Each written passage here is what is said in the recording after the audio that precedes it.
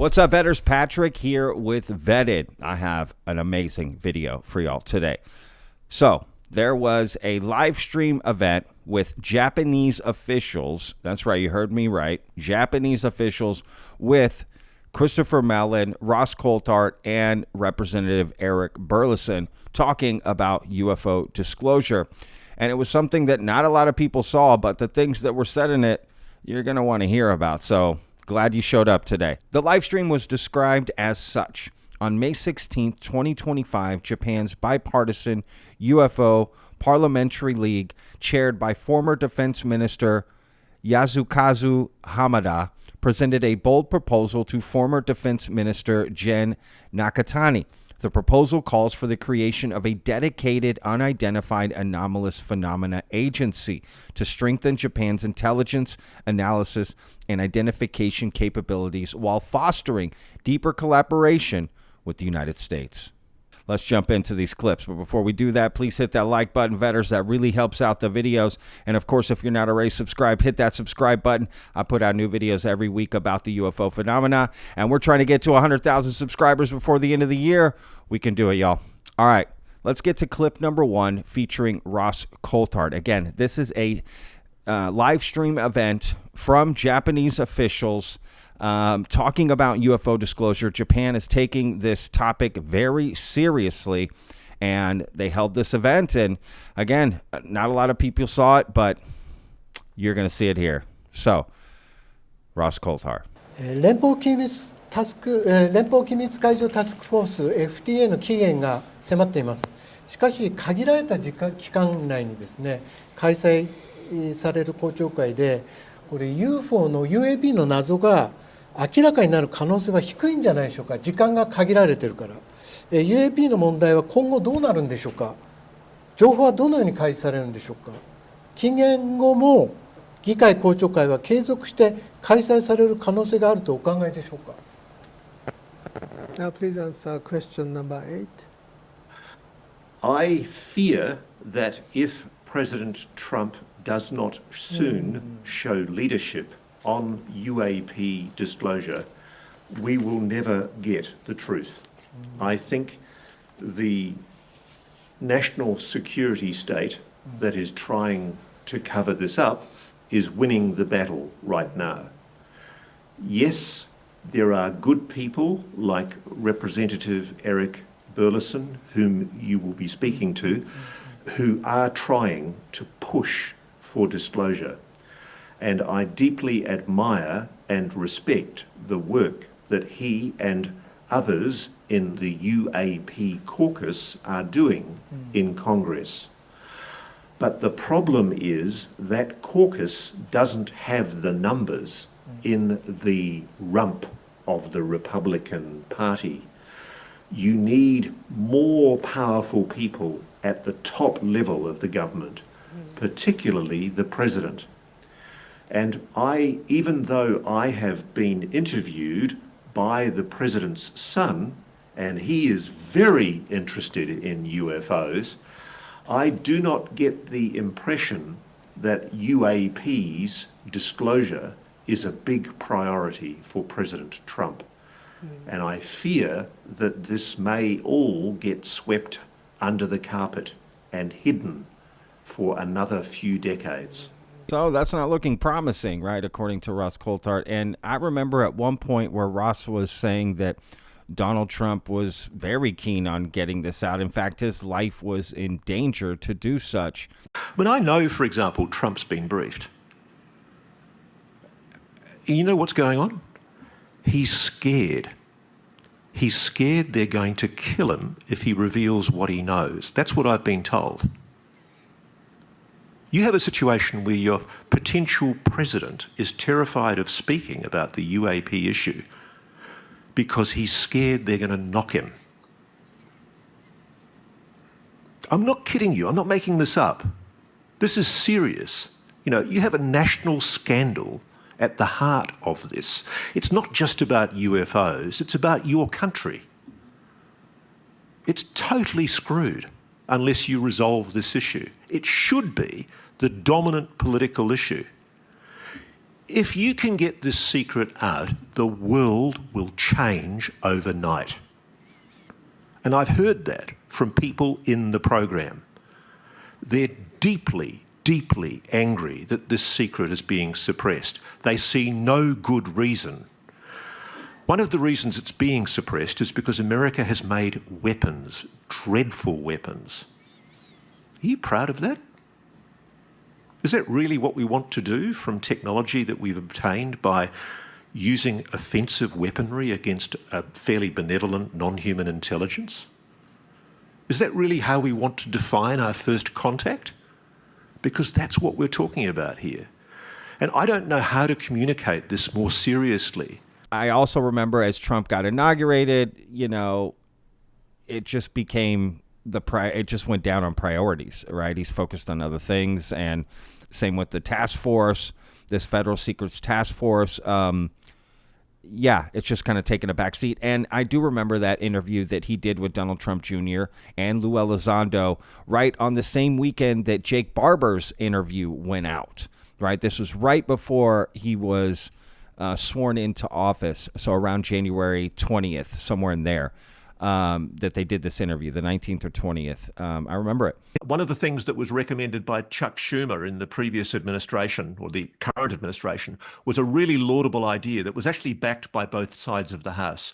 And it was the idea of a presidential records review panel that looks at all of the UAP information that's held secretly within the government and makes a decision about declassification. Because the worst thing that could happen is catastrophic disclosure. I know that there are things that the public shouldn't know. I mean, I'm aware of operations that are going on involving reverse engineering that I genuinely do accept shouldn't be made public. But there are other things that I think should be made public. And I think what's happened is the secrecy has been used as an excuse. I had a conversation recently with somebody who has a lot of gold braid on their shoulder. And I said to them, sir, is there any good reason why the public can't know that there is a non-human intelligence engaging with this planet? And he laughed at me and he said, Ross, go for it. And he encouraged me to do this story. Yeah. And I said to him, if there's a good reason why I shouldn't run this story, please tell me. And that's exactly what my friend, the whistleblower, Jake, has done. He's done entirely the proper thing. These guys are patriots. They've gone to the Pentagon. They've told the Pentagon what they knew. And you know what the Pentagon did? It covered it up. That's what they did. They lied to you. They lied to you, to the American public, and to the Congress. And worst of all, Don, they've lied to presidents. And I think that's just unforgivable. The thing that I would recommend is that there should be a reckoning. This has to be done in public. There has to be transparency. The public has to see accountability. If you're looking for the deep state, if you're hunting for the bad guys who've done entirely the wrong thing and committed crimes and overspent the public's money, this is where you need to look. And I'm not saying this. The people I'm talking to in the program who so desperately want to testify, they're the people saying this. They want you and your dad to scream from the rooftops about this and get answers. And I'm sure Lou, who's coming on later, is going to second this. And I'm sure David Grush, who spoke to me on News Nation in 2023 and went public with his concerns, he's genuinely concerned that the attempts that he's made to get this heard inside government are being ignored. And it's basically because of the power of the defense, aerospace, and the national security establishment.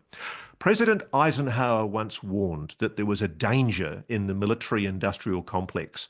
And the irony, Don, is that it was probably President Eisenhower who was responsible for instituting the legal basis for the cover-up in the first place.